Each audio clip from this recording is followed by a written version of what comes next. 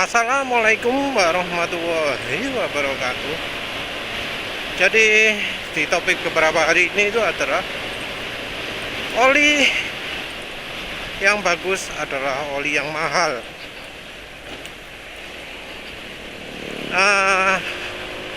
Yang pertama adalah ada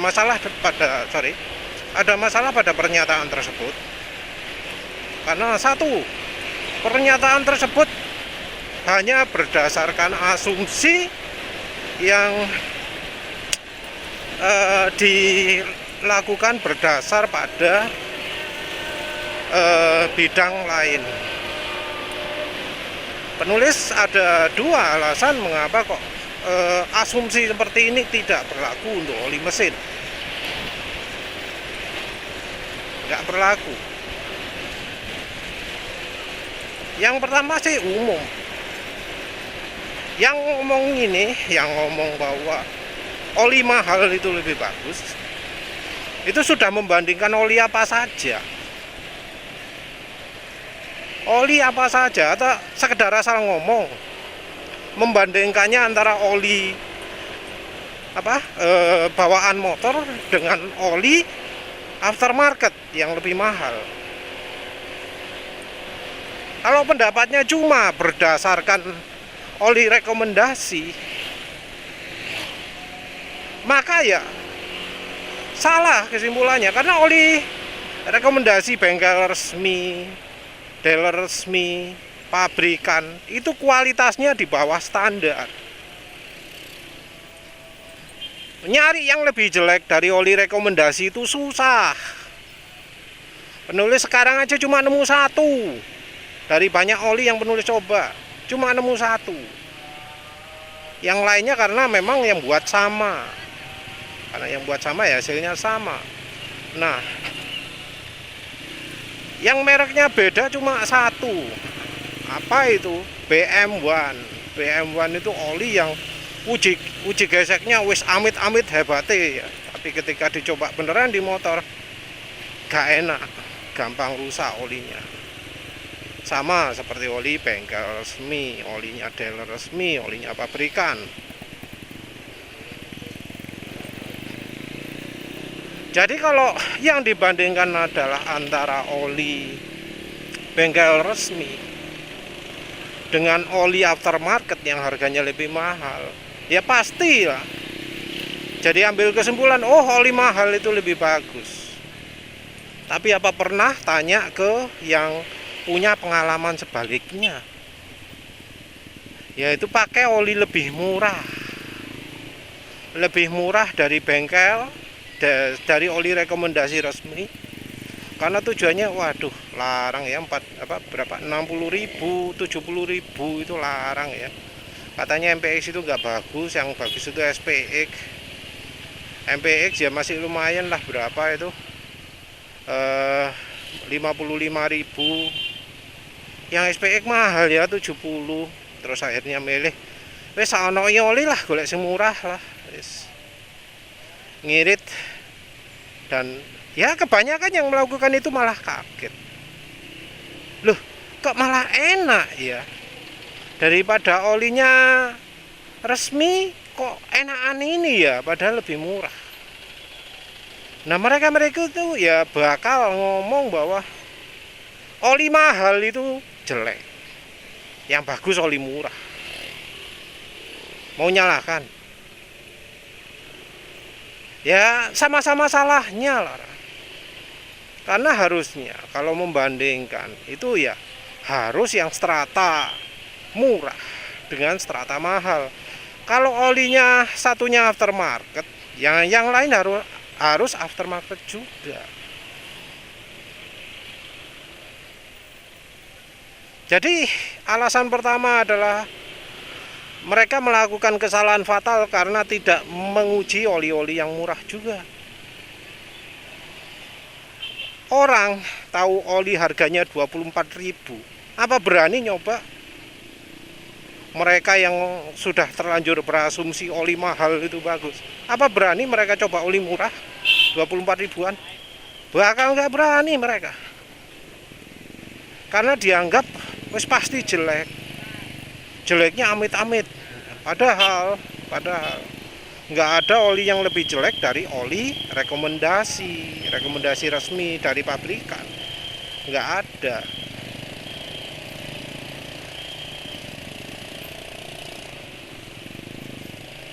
Orang ya harusnya ya kalau tahu oli rekomendasi itu jelek, orang itu ya harusnya menghindari juga merek-merek yang sama dengan merek rekomendasi. Artinya apa? Ya hindari merek oli Eneos, hindari oli merek Idemitsu. Kalau pakai ya sama saja. Nah, orang-orang yang masih Jepangisme ini berpihak ke oli Jepang, mereka ini biasanya adalah mereka yang ngomong semua oli sama saja. Jadi kalau pilih oli Idemitsu aja lah, bagus gitu ya. Eneos saja, bagus gitu. Terus kalau ada yang minta rekomendasi oli itu, oh sebenarnya semua oli sama saja. Pasti ngomong gitu.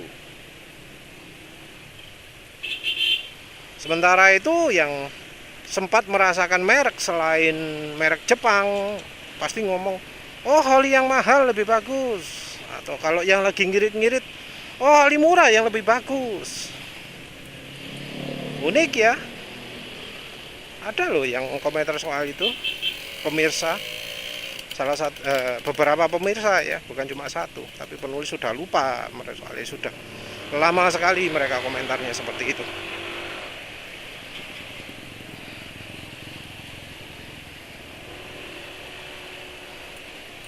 Yang jelas ya kalau mau apa jenenge lebih fair ya harus diuji yang murah, yang mahal, yang kelas tengah-tengah. Harus itu, jangan cuma sebagian terus nyimpulkan seenaknya. Nyimpulkan oli mahal itu bagus, sudah nyoba berapa oli emang? Sudah bandingkan dengan oli murah belum? Dengan yang paling murah sudah belum?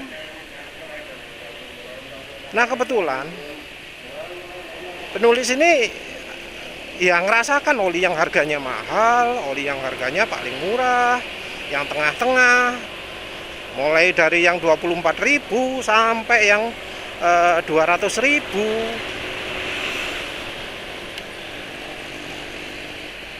Dan tahu nggak kesimpulannya apa? Oli mahal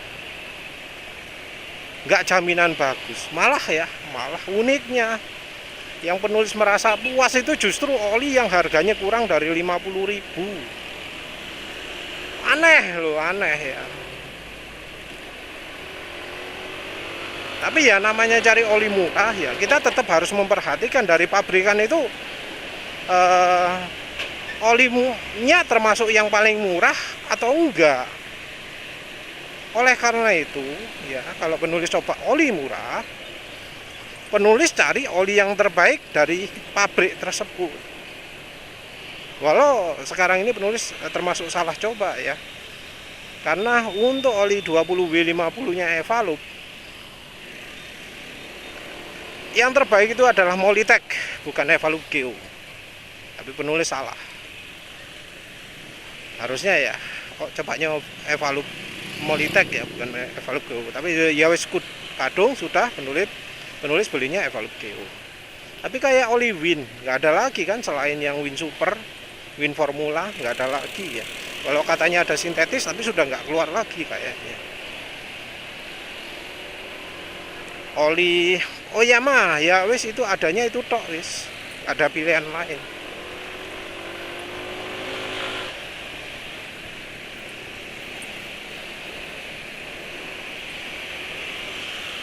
Jadi ya itulah prinsipnya ya. Misal cari oli murah, cari model termahal dari pabriknya, jangan yang paling murah. Kalau ingin yang awet terbaik ya.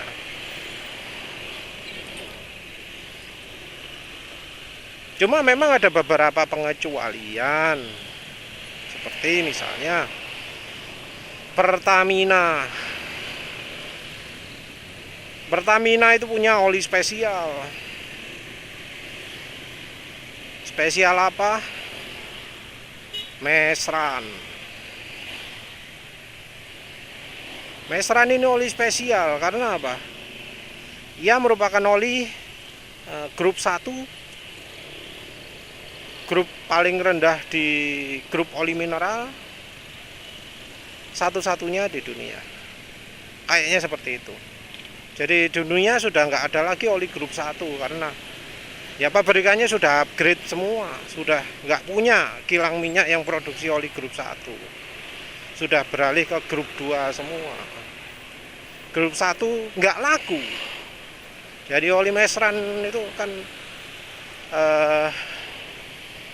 ada risiko nggak laku loh. Karena orang-orang sudah tergiur oleh oli full sintetik gini, full sintetik itu. Padahal ya kalau beneran dicoba, kalau mesinnya masih normal, nggak diutak-utak, nggak dimodif, nggak dibuat overheat, nggak karu-karuan, mesran itu oli yang wah bener-bener layak lah, bagus. Ada kelemahan tapi karena bahannya oli grup 1 dia punya keunggulan. Apalagi karena pemakaian oli di Indonesia nggak sampai puluhan ribu kilometer. Beda dengan di luar negeri yang oli itu sampai puluhan ribu kilometer. Beda. Oli itu kalau di luar negeri 20.000 kilometer ngomongnya. 15.000 minime. Karena memang situasinya beda, suhunya beda.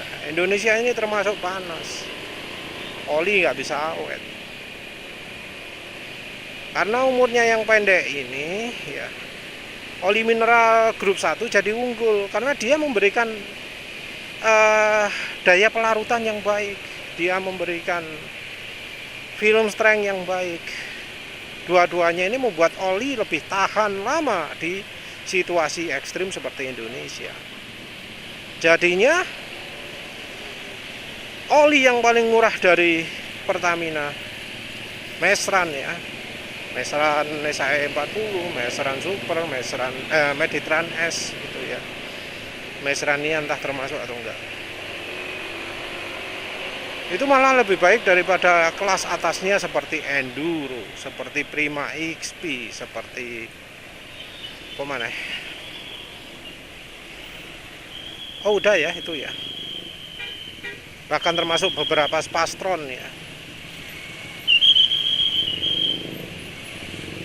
Kalau mereka ini yang berani nyobanya cuma sebatas Enduro, kemudian membandingkannya dengan Fastron, ya pasti mereka bakal menyimpulkan ya Fastron lebih baik, oli murah lebih jelek.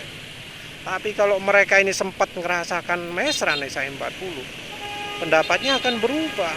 Apalagi kalau membandingkannya misal dengan Fastron 10W40 itu ya, oli yang cepat banget encer. Kalau Fastron diesel karena olinya masih 15W40 masih lumayan tahan lah sama kocokan. Tapi kalau sama Fastron 10W40 ya mesran SAE 40 yang menang. Ya tentu ada pengecualian, kondisi pengecualian, tapi kebanyakan seperti itu.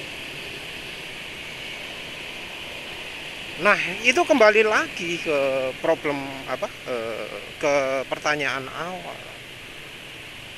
Mengklaim oli mahal itu lebih baik, yang dicoba sudah berapa oli? Sudah coba oli murahnya apa belum?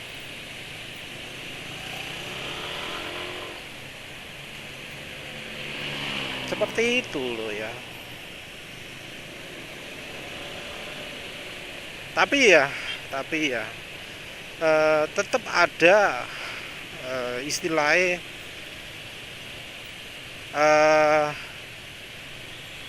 aturan ya antara harga dengan kualitas secara general ya. Kalau oli mahalnya dari suatu pabrikan itu jelek, jangan harap oli yang paling murahnya bakal lebih baik. Jadi aturan itu masih ada, tapi itu hanya berlaku untuk satu merek ya. Jadi kalau nyoba oli paling mahalnya itu enggak sip, ya jangan harap yang lebih murahnya bakal lebih baik. Ini berlaku untuk merek murah atau merek mahal. Sayangnya penulis jarang ya eksplorasi oli dengan merek yang sama tapi kelas beda.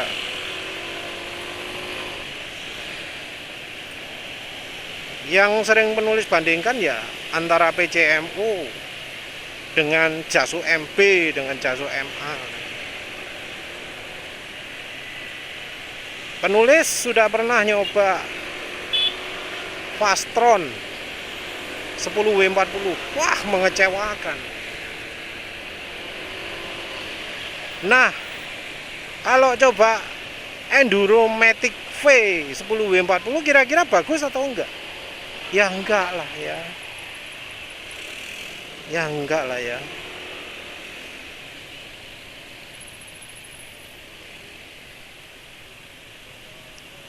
Ya jangan diharap kalau misalnya model yang termahalnya aja sudah kurang nggak bagus, ya model termurahnya bagus, terutama untuk kekentalan yang sama. Karena oli itu beda kekentalan, beda formula ya. Jadi kalau bahas oli ya lihat kekentalan kendaraannya butuh berapa. Kalau olinya keenceren ya masih harganya lebih mahal ya tetap gak awet lah. Jadi misal beli oli yang dari pabrikan yang sama, versi murai, versi 20W 50, ngerasakan oh kayak gini gitu ya. Terus beli dari pabrikan yang sama, olinya lebih encer dan sebenarnya nggak cocok, terlalu encer gitu ya, ya nggak enak lah walau harganya lebih mahal. Kasus apa ya kalau oli yang encer sama kental ya, penulis lupa. Selain Fastron apa mana ya, aduh lupa lah. Yang jelas kalau oli single grade itu ya pasti lebih stabil juga kekentalannya.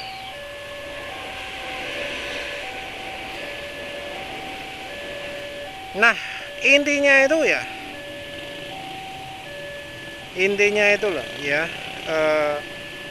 kalau buat pernyataan ya sebaiknya didukung dengan itu sudah pernah nyoba dulu enggak merek berbeda harga lebih murah banding yang merek acuan yang harganya jauh lebih mahal. Sudah coba berapa merek kah bisa mengeluarkan pernyataan seperti itu? Penulis sendiri sudah nyoba yang mahal-mahal itu Amsoil Signature, Motul Multi Power, Motul Scooter Ultra, Cell Ultra, apa mana?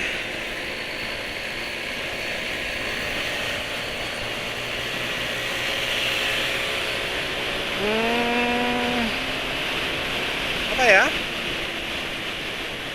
Wah ngeri, manuver cik tajem-tajem sih.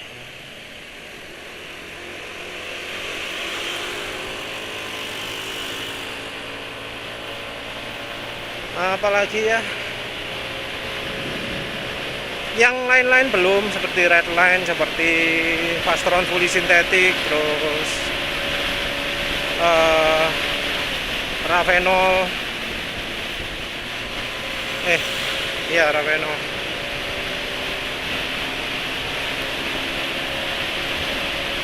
Mana ya, lupa. Penulis malas coba liquid moly ya, soalnya kok lihat disuruh beli Ceratek juga. Emang kalau beli yang oli mahalnya nggak ada Ceratek gitu, jadi males.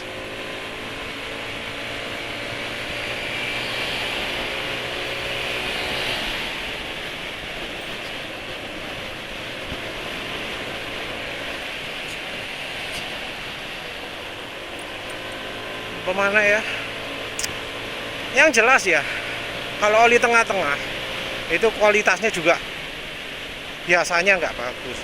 Oli tengah-tengah ya, Delta Loop, NS Moldenum, BM1, PTT, apa mana oli tengah-tengah itu, Uniloop, ya termasuk multi power, Valvoline. Tapi ini tentu ada pengecualian, seperti misalnya kalau olinya oli HDEO atau PCMO ya, ada beberapa pengecualian. Tapi yang jelas kalau fungsionalitasnya sama ya, harga paling rendah itu belum tentu lebih jelek. Kayak ya contohnya lah, oli Win itu lumayan banget loh ya, lumayan banget dibanding oli yang harganya di atas 50.000, lumayan banget. Oli Bardahel dan Repsol penulis beli 1 liter kurang dari 50.000 harganya. Oh itu bagus, itu bagus.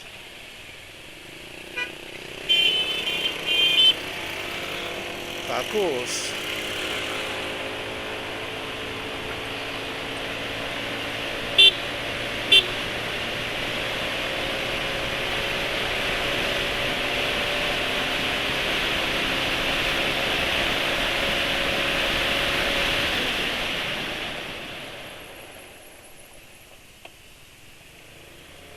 Sampai punya cetak di depan bagus enggak ya?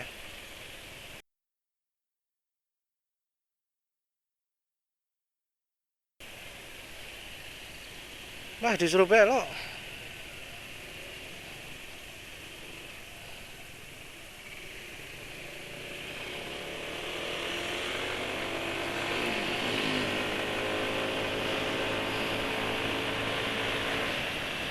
Wes, intinya penulis coba sudah cukup banyak oli lah ya. Oli saya harganya 24 ribuan kayak yang kemarin Oyama itu ya juga lumayan. Evalup ini termasuk harga cukup mahal ya, tapi masih di bawah 50.000, cuma penulis salah pilih. Harusnya Evalup yang Molitech. Kalau yang untuk motor ya setara dengan yang Pro lah ya. Oli 24 ribuan lain maaf belum sempat coba, seperti Revol, Audiloop, Euro One, Union itu belum coba. Tapi ya rasanya oli-oli tersebut nggak akan jelek-jelek amat. Unio Oil kan termasuk di bawah 50.000. Itu ya kalau dibanding dengannya harganya di atas 80.000 ya nggak ketinggalan ya rasanya.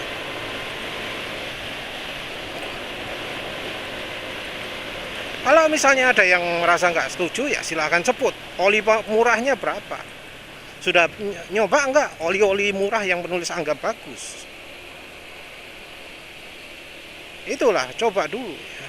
Ya tentu ini batasannya adalah oli yang masih diproduksi ya, kalau bisa oli yang masih diproduksi sampai sekarang. Karena oli yang buatan beberapa puluh tahun yang lalu ya sudah turun harga banyak, padahal kualitas mereka nggak jelek, seperti oli Esso, oli mobil Formula, mobil rally 100.000, padahal itu pasti PAO.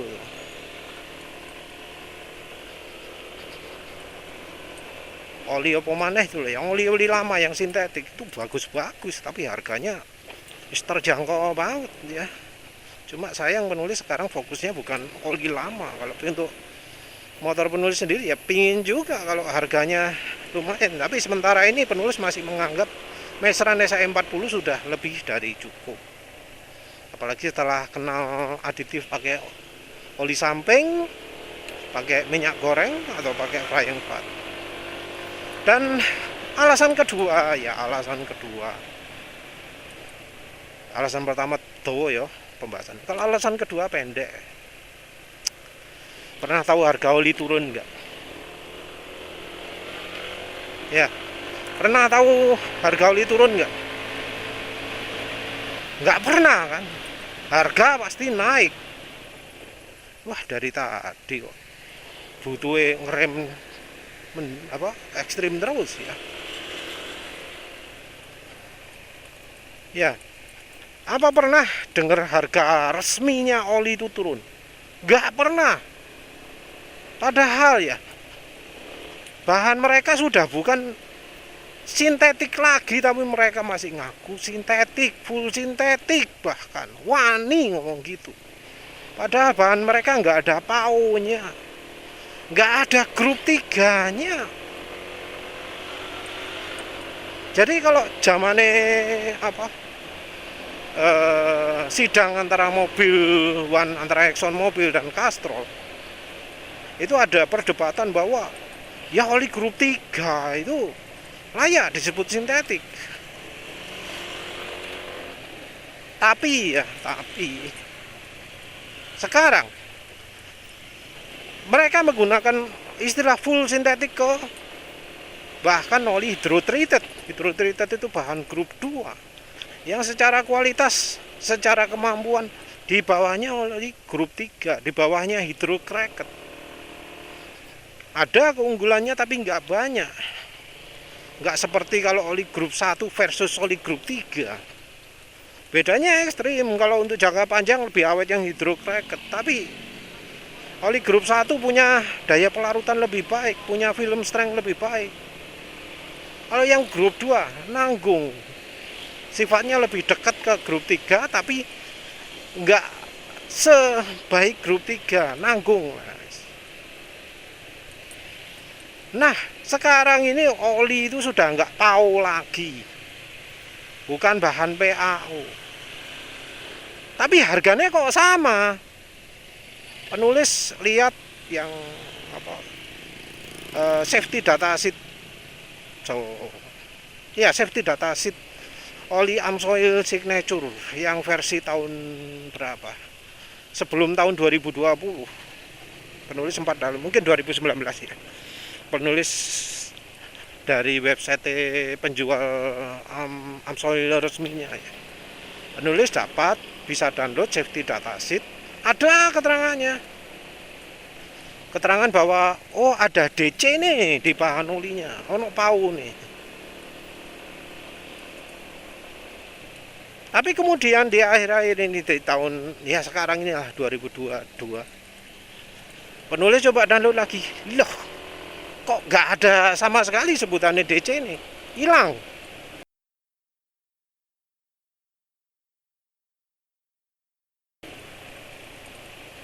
Tapi harga apa turun?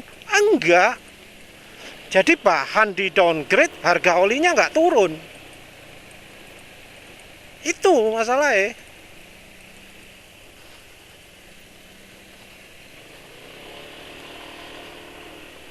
Nah kayak gitu ya. Jangan heran harga oli mahal tapi kualitasnya buruk, karena mereka downgrade bahannya nggak dijual lebih murah, cuma kualitasnya tok turun.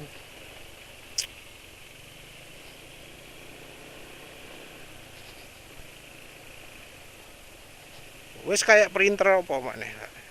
Printer apa ya? Kalau HP itu perkembangan zaman ya, konsumen peka sama kualitas. Tapi kalau soal oli, kayaknya konsumen itu lebih percaya sama iklan, lebih percaya sama sales ya.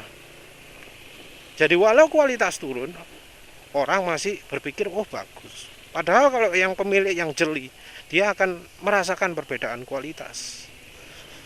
Kalau yang contoh baru-baru ini mungkin mobil ya, Exxon Mobil, merek mobil super, merek Delvac MX ya. Itu yang sebelum federal dengan sesudah federal kan harganya sama. Tapi kualitasnya apa sama? Ternyata enggak ya. Yang buatan federal banyak yang ngomong kalah bagus ya. Seperti itu. Itu contohnya. Ya begitu saja. Terima kasih sudah menonton. Assalamualaikum warahmatullahi wabarakatuh.